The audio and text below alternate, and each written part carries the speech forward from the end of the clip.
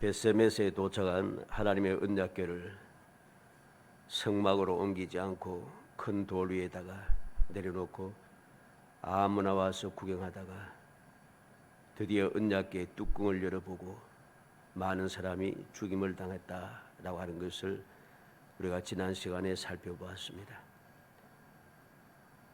이러한 하나님의 진노를 받고서도 징계를 받고서도 그들은 깨우치지 못하고 어떻게 행동했습니까? 하나님의 언약궤를 성막으로 보내지 아니하고 산골짜기로 보내버린다는 것이죠.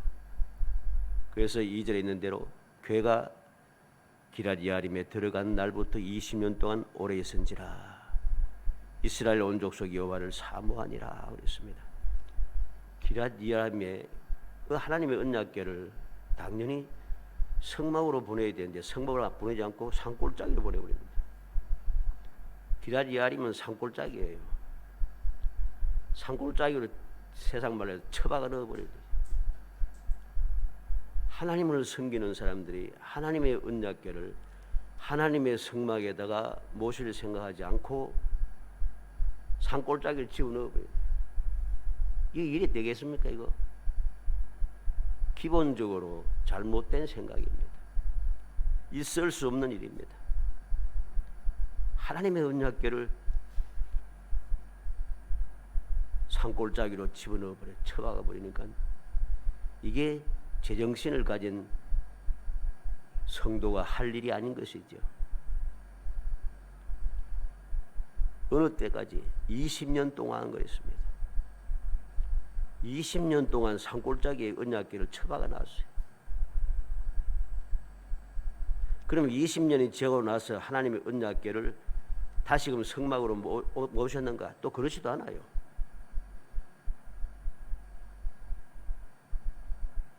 그런데 20년 동안 지나면서 20년의 결과가 무엇입니까? 이스라엘 온 족속이 여호와를 사모하니라. 이 여호와를 사모했다는 말은 얼핏 들으면은 이들이 하나님을 섬기고 하나님을 의지하고 하는 그런 믿음이 회복되고 좋아진 것 같은데 그 말이 아니고 이 사모한다는 말은 울부짖는다는 소리입니다. 이 울부짖는다는 소리가 무슨 소리가 되겠습니까? 삶이 고달프고 지치다는 것이죠. 오늘날 우리가 살고 있는 이 세상 어떻습니까? 자꾸만 온 사방에서 너무 좋지 않다고 자꾸만 이야기합니다. 앞으로 더 힘들 것이라고 자꾸 이야기합니다. 그와 마찬가지로 사람들이 삶이 고달프고 지치지 않아요? 이스라엘 백성들이 지금 그러합니다. 너무 삶이 고달프고 너무 지친 것이죠. 자유가 없어요. 블레셋 사람들에게 끊임없이 억압을 당하고 주위에 있는 여러 민족들에게 끊임없이 핍박을 당하고 침략을 당하고 빼앗기고 야단납니다. 너무 힘들잖아요, 살기가. 믿음이 갑자기 좋아져 가지고서는 하나님을 믿고 의지하고 했던 그게 아니고 너무 힘들어 가지고서는 부르짖는 거죠. 마치 이스라엘 백성들이 애굽 땅에 있을 때에 430년 동안 있으면서 하나님 앞에 간구했다는 소리가 나오지 않습니다. 그런데 403년이 되는 해에 그들이 부르짖고 있습니다. 왜 부르짖는가? 갑자기 믿음이 생겨서 그런 게 아닙니다. 너무 살기가 힘들어서 너무 고통스러워서 부르짖었다는 것이죠. 죽겠다는 것입니다. 이러한 때에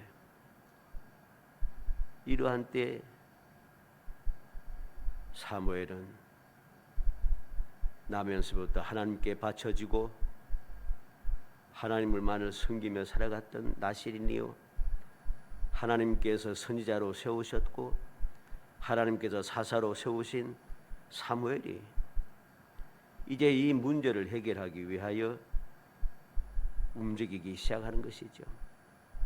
오늘 말씀은 에벤에셀의 역사, 미스바의 역사, 우리가 이미 잘 아는 내용입니다. 여러 가지로 우리가 배우고 듣고 했던 내용들이죠. 오늘 이 시간에도 역시 똑같은 내용이지만은 내용을 있는 그대로 살펴보려고 합니다. 성경을 말입니다. 막 이것저것 살피고 따지고 하는 게 아니고 있는 그대로 읽고 있는 그대로 믿고 있는 그대로 행동하는 게 이게 최고입니다. 여기에 막 사람의 생각을 집어넣고 그 역사적인 그 과정이 어떻고 그 당시의 풍습이 어떻고 그 당시에 뭐 그 법률이 어떻고 뭐 이거 따지는 거 소요 쓸데없는 짓입니다.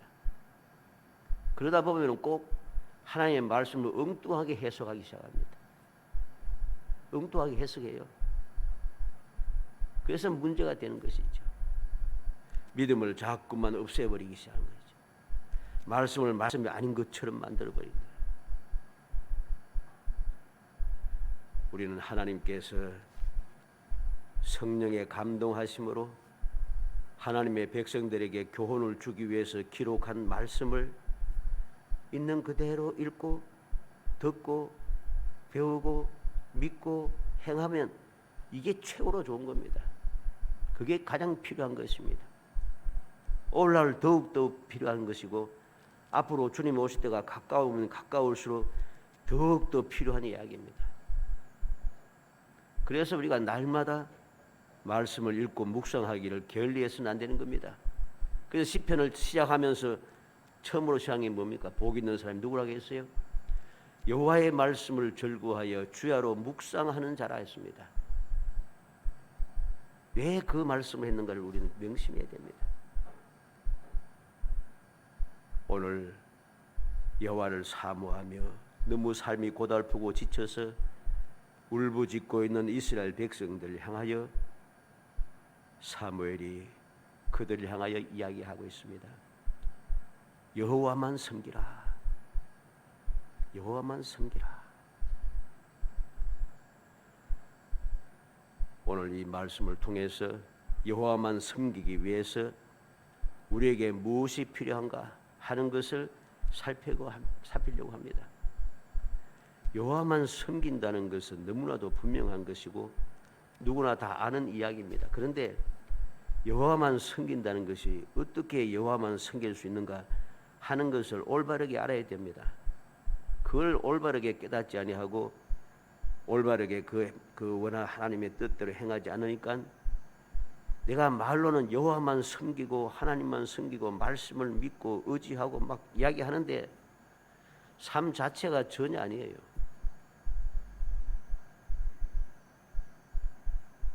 삶이 고달프고 지친 것은 여전히 똑같다는 것이죠.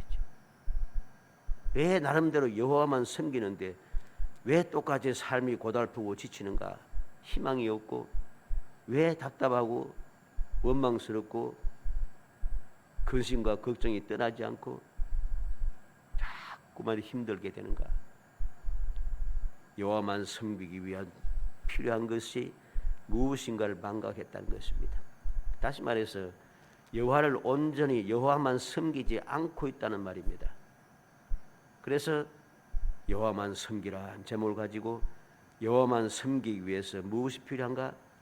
있는 말씀 그대로 다시 한번 마음에 새기고 말씀대로 여호와만 섬기기 위하여 내가 이 말씀대로 행하여서 여호와만 섬기는 자들이 누리는 그 귀한 은혜 여호와께서 큰 일을 행하셨으니 나는 기쁘도다.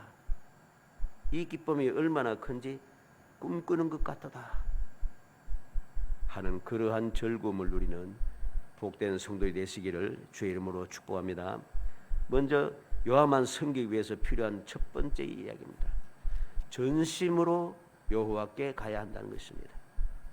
3절 4절에 사무엘이 이스라엘 온 족속에게 말하여 이르되 만일 너희가 전심으로 여호와께 돌아오리거든 이방 신들과 아스타롯을 너희 중에서 제거하고 너희 마음을 여호와께로 향하여 그만 섬기라. 그리하면 너희를 블레셋 사람의 손에서 건져내시리라. 이에 이스라엘 자손이 바알들과 아스타롯을 제거하고 여호와만 섬기니라.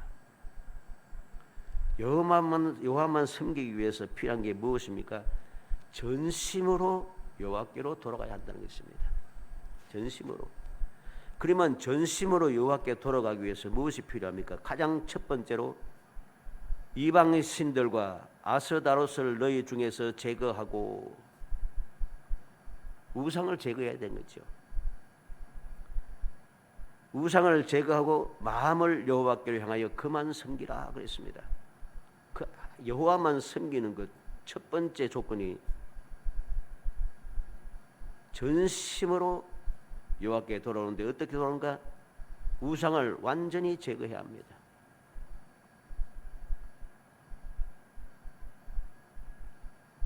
우상을 제거해야 한다는 거죠. 그리고 두 번째는 우상을 제거하고 끝나서는 안 되는 거죠. 왜 우상을 제거하고 끝내서는 안 되는가? 예수님께서 우리에게 비유를 말씀해 주었죠. 귀신을 쫓아냈습니다. 귀신이 쫓겨나고 난 다음에 이 귀신이 온 세상을 돌아다니다가 너무 지치고 힘들어서 내가 나왔던 곳으로 돌아가리라 하고 와서 보니까 그 집이 소재되고 깨끗하게 비어있더라는 것이죠. 그래서 귀신이 어떻게 했다고 했어요? 자기보다 더 악한 일곱을 데리고 들어갔다고 했습니다. 나중 형편이 더 악화해졌다는 것이죠. 예수님의 말씀입니다. 바로 그 때문입니다. 우상을 제거해버리지 않고 그냥 버려두고 있으면 안 되는 것입니다. 우상을 아무리 제거해도 비어있어서는 안 되는 거죠. 그 다음에 무엇이 필요하겠습니까? 마음을 여호와께로 향하여 그만 섬기라. 우리의 마음이 우상을 싹 제거해서 없애버렸으니까 우리의 마음 속에 언약의 하나님 여호와를 섬기기 위해서 여호와만을 내 마음 속에 모셔야 하는 것입니다. 마음을 여호와께로 행하여야 한다는 것입니다. 그래야만이 여호와만 섬길 수 있게 되는 것, 첫 번째 조건이 갖추어졌다는 것입니다. 이것이 가장 필요한 전제 조건입니다. 우상을 제거하는 것이 전심으로 여호와께 돌아오는 첫 번째 조건이고, 두 번째 조건이 마음을 온전히 여호와께로 향하여 하는 것이죠. 그래야만이 이방인들에게 휘둘리거나 짓밟히지 않고 조롱당하거나 눈치 보지 않고 당당하게 살 수 있게 됩니다. 오늘날 왜 많은 대부분의 교인들이 왜 세상 사람들이 짓밟히고 조롱당하며 휘둘리면서 눈치 보며 당당하지 못하게 그렇게 살아가고 있습니까? 이유가 우상을 완전히 제거하고 마음을 하나님께로 향하지 않기 때문입니다. 하나님만 섬긴다고 말은 하는데, 전심으로 여호와께 가까이 갔다고 하는데 우상이 그대로 있어요. 생활 속에, 마음 속에, 생각 속에, 삶 속에 우상이 그대로 있어요. 우상이 그대로 있어요. 우상을 그대로 가지고서는 절대로 여호와만 섬길 수가 없습니다. 하나님보다 더 사랑하는 것, 그게 다 우상이죠. 세상의 연락을 즐기는 것, 그게 다 우상입니다. 우상의 마음을 딱 두어서 생각의 마음속에, 생활 속에 우상이 그대로 있었는데 나는 전심으로 여호와만 섬기고 있습니다 해봐, 이거 다 거짓말입니다. 그렇게 살아가는 사람들 치고 여호와만 섬기는 사람이 없습니다. 믿음이 그렇게 좋다고 자랑하고 그들 큰 소리 치고 하는데도 보면은 그들이 어디에 있는가? 악한 사람들과 손을 잡고 악한 사람들이 옳다고 주장하면서 같이 살아갑니다. 희한합니다.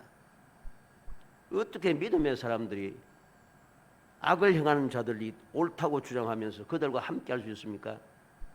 있을 수 없는 이야기예요. 그게 바로 우상이 마음속에 가득 차 있기 때문입니다.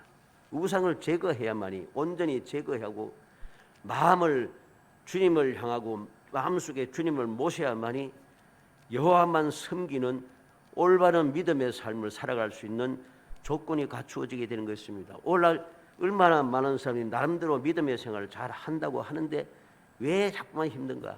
이유가 여기 있는 거예요. 우상을 제거하지 않는다는 거죠. 마음을 하나님께 두지 않는다는 것입니다. 그러면서 마음을 하나님께 두지 않고 오히려 세상 사람들이 더 옳고 세상 사람들이 더 의롭다고 주장합니다. 교회는 썩었다고 막 욕을 합니다. 웃기잖아요. 교회가 왜 썩습니까? 교회는 안 썩습니다. 절대로. 하나님을 올바르게 섬기지 않는 사람들이 썩어져 있는 것이지 주님의 몸된 교회는 절대로 썩지 않습니다.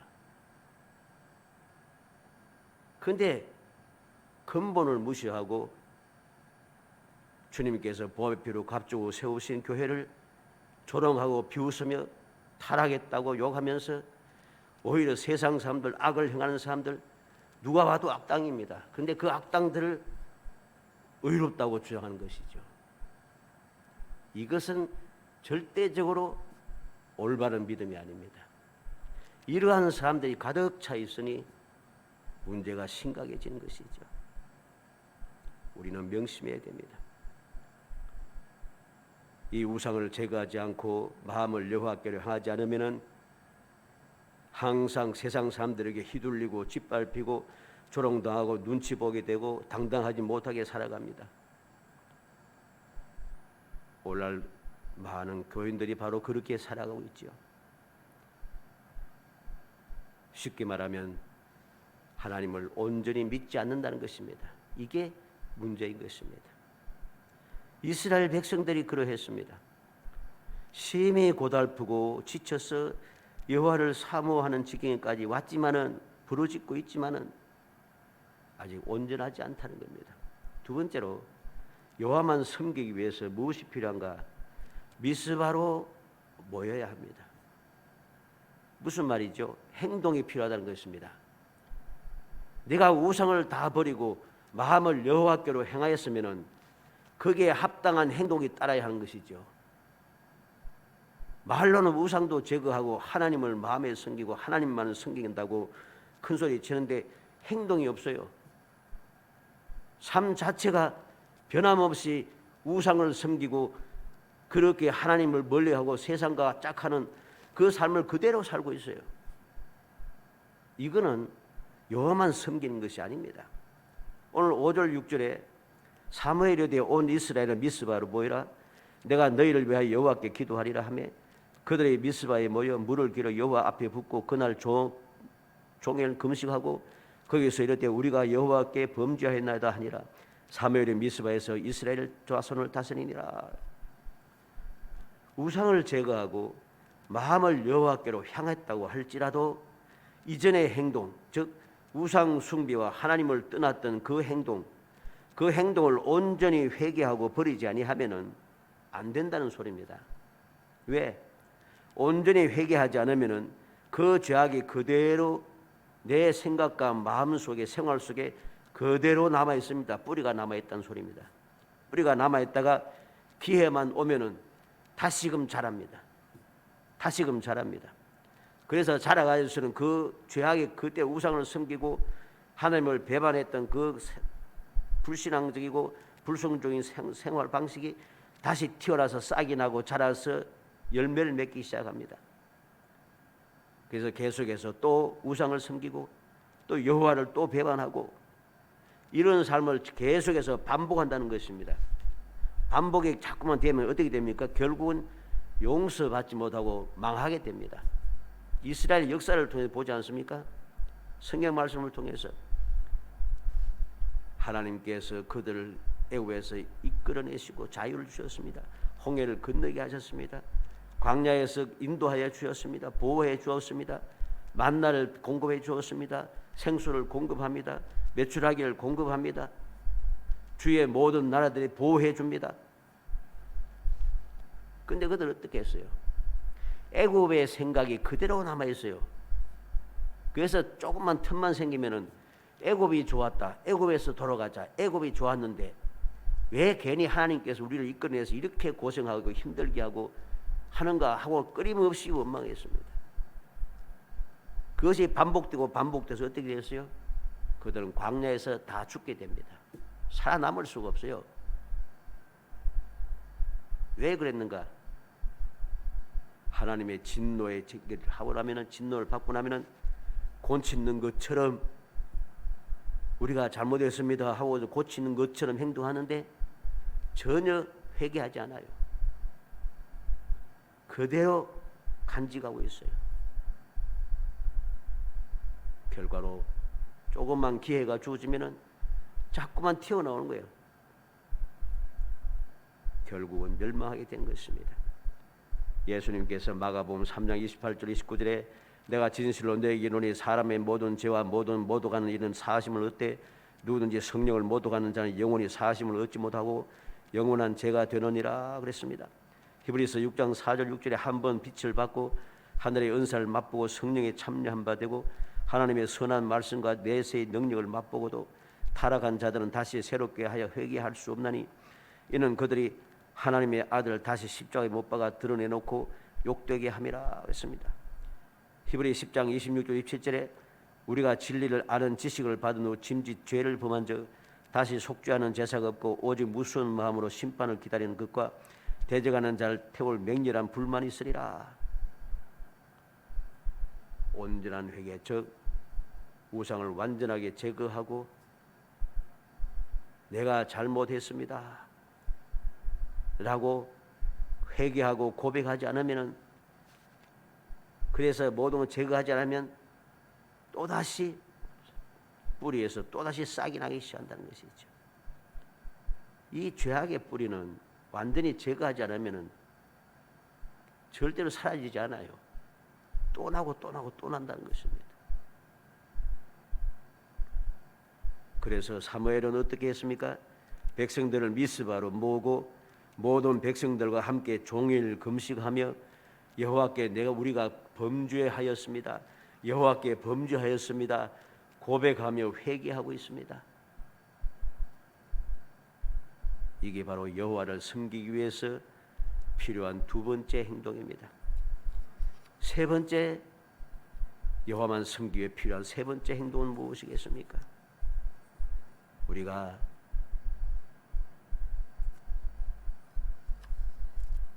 전심으로 여호와께 나아가 섬기기 위해서 우상을 제거하고 마음을 여호와께 두고 또 회개하고 금식하며 회개하며 고백했다 할지라도 아직 끝난 것이 아닙니다.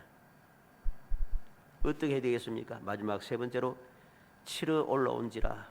7절에 보니 이스라엘 자손이 미스바에 모였다 함을 블레셋 사람들이 듣고 그들의 방백들이 이스라엘을 치러 올라온지라. 이스라엘 자손들이 듣고 블레셋 사람을 두려워하여. 이렇게 온전하게 여호와만 섬기기 위해서 모든 조건을 다 갖추었는데 끝이냐? 끝이 아닙니다. 무슨 문제가 생겼어요?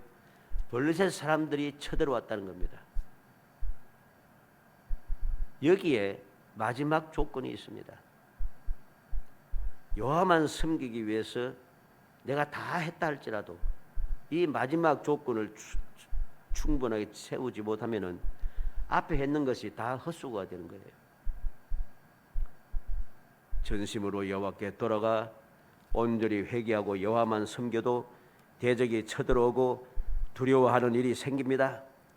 그러나 불신앙 불순종하던 때와는 다른 것이 있습니다. 블레셋 사람들은 똑같이 쳐들어왔어요. 그죠? 하나님께 돌아오고 온전히 하나님만 섬기게 되었는데도 다 조건을 다 갖췄는데도 블레셋 사람들이 바로 쳐들어왔어요. 이스라엘 자손들은 똑같이 두려워했어요. 이 보면 하나도 안 변한 것 같죠. 그런데 변한 게 있어요. 이전에 하나님을 믿지 않고 하나님을 대적하고 하나님을 배반했던, 하나님의 말씀을 거역했던 그때와는 다르다는 것입니다. 무엇이 다릅니까? 8절에 보면 이스라엘 자손이 사무엘에게 이르되 당신은 우리를 위하여 우리 하나님 여호와께 쉬지 말고 부르짖어 우리를 블레셋 사람들의 손에서 구원하시게 하소서. 방법이 달라요. 행동이, 생각이 달라졌습니다. 우리 하나님 여호와께 쉬지 말고 부르짖어 여호와께서 우리를 구원하시게 하소서. 이전에는 자기들 힘으로 싸우려고 했습니다. 언약궤를 빼앗기 직전이었죠. 자기들 힘으로 싸우려고 싸움으로 나갔다가 싸움을 패하고 나니까 또 하나님만 의지하고 하려고 생각하지 아니하고 그것으로 하나님의 언약궤를 가져다가 우리가 승리하게 하자 하고서는 믿음도 없으면서 그렇게 행동했다는 거죠. 그런데 이제는 그렇지 않습니다. 9절 말씀에 보니 사무엘이 젖 먹는 어린 양 하나를 가져다가 온전한 번제를 여호와께 드리고 이스라엘을 위하여 여호와께 부르짖음에 여호와께서 응답하셨더라. 여호와께 부르짖어 구원하시게 해달라고 기도하게 하고, 그 다음에 하느님이 무엇입니까? 기도만 하는 게 아니고 기도하기 이전에 온전한 번제를 여호와께 드리고 있다는 것입니다. 이게 중요합니다. 온전한 번제를 여호와께 드리고 부르짖음에 여호와께서 응답하셨더라. 아주 중요한 이야기입니다. 이게 올바르게 여호와만 섬기는 모습인 것입니다. 이렇게 온전한 번제를 드리며 부르짖었더니 하나님께서 응답을 하십니다. 어떻게? 언제 했습니까? 10절로 11절에 사무엘이 번제를 드릴 때 블레셋 사람이 이스라엘과 싸우려고 가까이 오매 그날에 여호와께서 블레셋 사람에게 큰 우레를 바라여 그들을 어지럽게 하시니 그들이 이스라엘 앞에서 패한지라. 이스라엘 사람들이 미스바에서 나가서 블레셋 사람들을 추격하여 벽갈 아래 이르기까지 쳤더라. 언제 역사하셨습니까?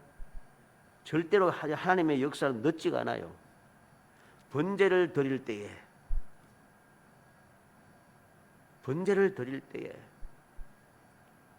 하나님께 온전한 번제를 드리는 그때에 하나님께서 이제 역사하시는 거죠.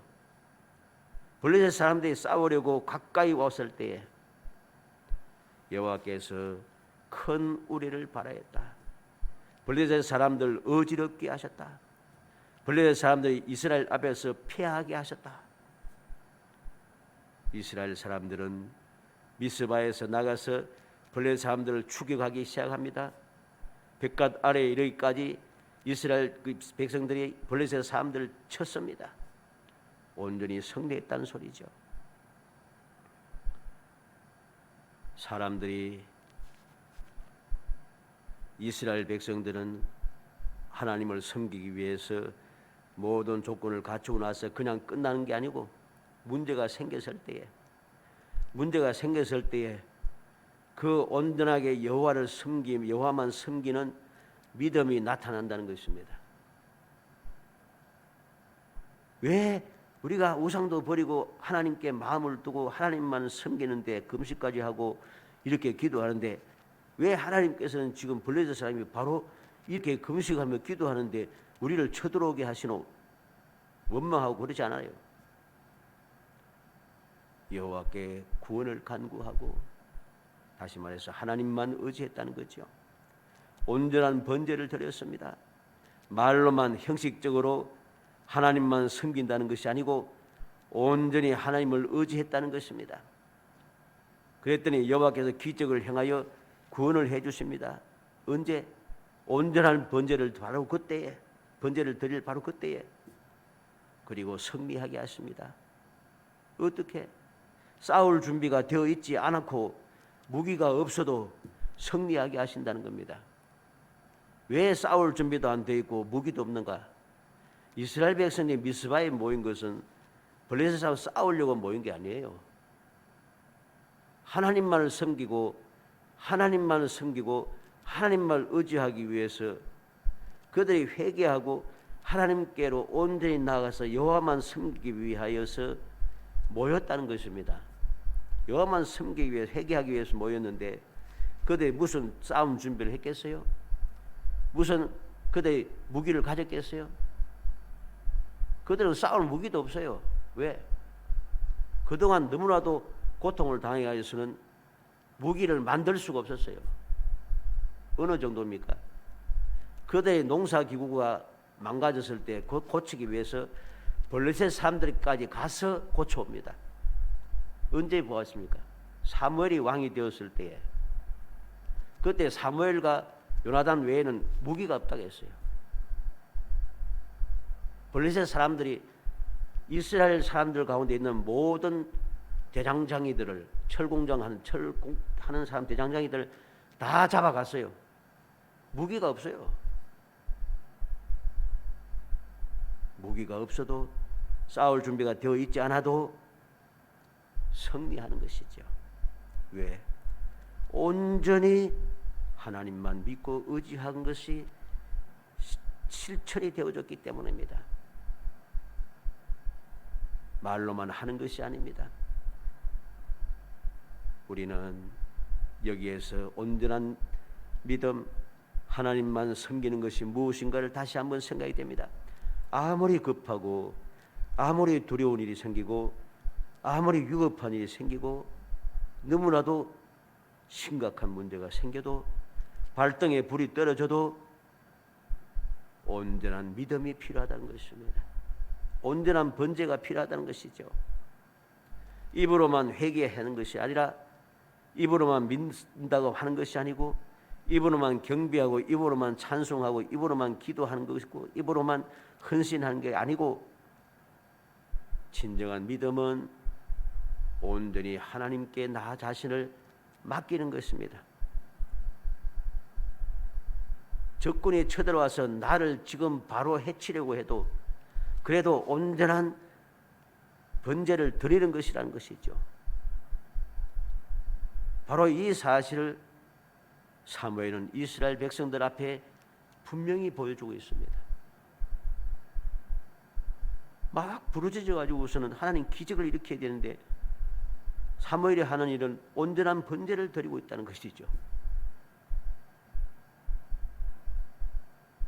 그랬더니 온전한 번제를 드리는 그때에 하나님께서 기적을 베풀어 오시는 것입니다.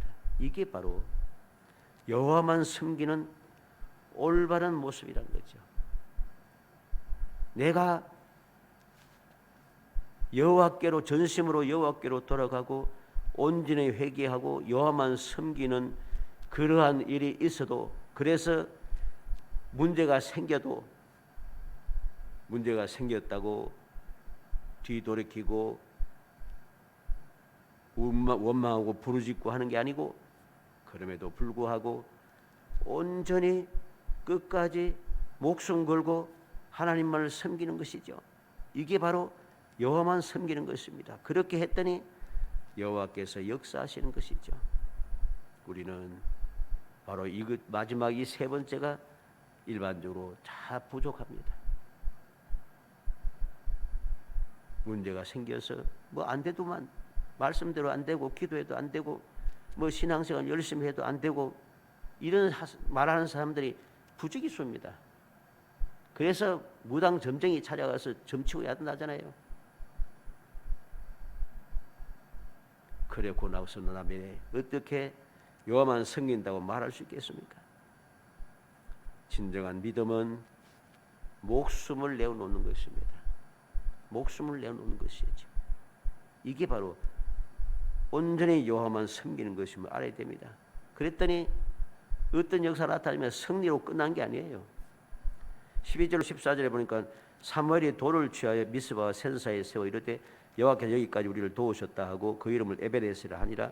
이에 블레셋 사람들이 굴복하여 다시는 이스라엘 지역 안에 들어오지 못하였으며 여호와의 손이 사무엘이 사는 날 동안 블레셋 사람을 막으시며 블레셋 사람들이 이스라엘에게서 빼앗았던 성읍이 에그론부터 가드까지 이스라엘에게 회복되니 이스라엘 그 사방 지역을 블레셋 사람들의 손에서 도로 찾았고 또 이스라엘과 아모리 사람 사이에 평화가 있었더라.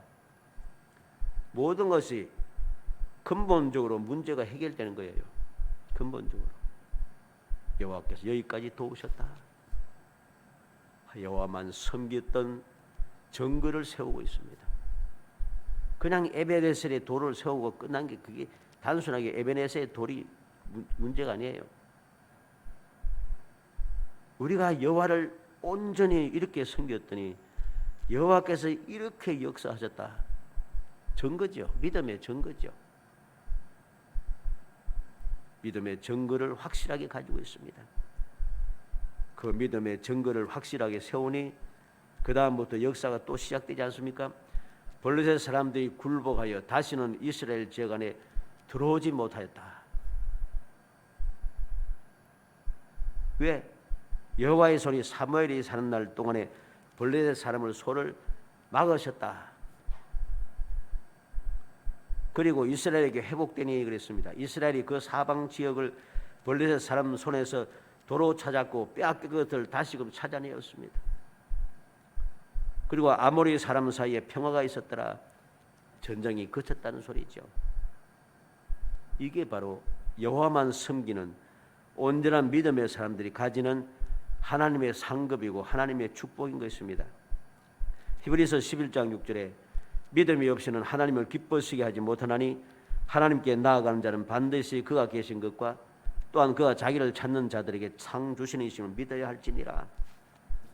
믿음이 필요하다. 여호와만 온전히 섬기는 믿음이 필요하다. 그 믿음이 무엇인가? 하나님은 반드시 계시다. 지금도 살아계셨다. 천지 만물을 창조하신 전지전능하신 하나님 아버지는 지금도 살아계셔서 나와 함께 하시고 나를 도우시는 분이다. 반드시 그가 계신 것과 믿음이 필요하죠. 자기를 찾는 자에게 상 주시는 이심을 믿어야 할지니라. 내가 하나님께서 지금도 살아계셔서 나와 함께 하시면 나를 반드시 도우신다는 것, 그 사실을 믿는, 즉 은혜 베푸실 것임을 믿는 믿음을 가진 사람들에게 반드시 상급을 주신다는 것, 응답해 주신다는 것, 역사하신다는 것, 도와주신다는 것을 믿어야 한다는 것입니다. 이게 여호와만 섬기는 것입니다. 살아가는 성도 여러분, 우리 모든 성도들이 오늘 말씀을 통해서 우리가 다 알고 있는 것 보면서 이전에 그랬다 하더라, 이게 아니고 여호와만 섬기는 것이 무엇인가를 세 가지를 잊지 않고 기억하여서 처음부터 끝까지 온전하게 행하여 내 목숨을 내어놓을지라도, 내 목숨이 지금 사라질지라도 결사각오를 가지고 여호와만 섬김으로 말미암아 여호와께서 이루시는 그 기적을 체험하면서 꿈꾸는 것 같았다고 여호와께서 큰 일을 해 주셔서 나는 기쁘다고 그렇게 끊임없이 고백하며 즐거워할 수 있는 행복한 성도이 되시기를 주의 이름으로 축복합니다. 은혜 감사합니다. 사랑하여 주셔서 택하여 주시고 저희들 사랑하여 주이사 기회를 주시고 교훈을 주시며 하나님께서 큰 일을 행하시사 우리는 기뻐서 꿈꾸는 것 같다고 자랑할 수 있는 약속을 허락하시며 기회를 주시고 은총을 베풀어 주심을 감사합니다. 이 놀라운 주님의 은혜를, 영원 불변한 주님의 약속을 우리가 날마다 누리며 살아가기 위하여 온전한 믿음을 가지는 저희들이 되게 하여 주옵소서. 믿음의 주 온전케 하신 예수 그리스도만 바라보며 오늘도 살아계셔 역사하심을 굳게 믿고 오늘도 우리를 위하여서 기적을 베푸심을 굳게 믿어서 끊임없이 아버지 여호와만 섬기는 거룩한 신앙생활, 존귀한 신앙생활, 행복한 신앙생활 할 수 있도록 은총을 베풀어 주옵소서. 예수님의 이름으로 기도합니다. 아멘. 446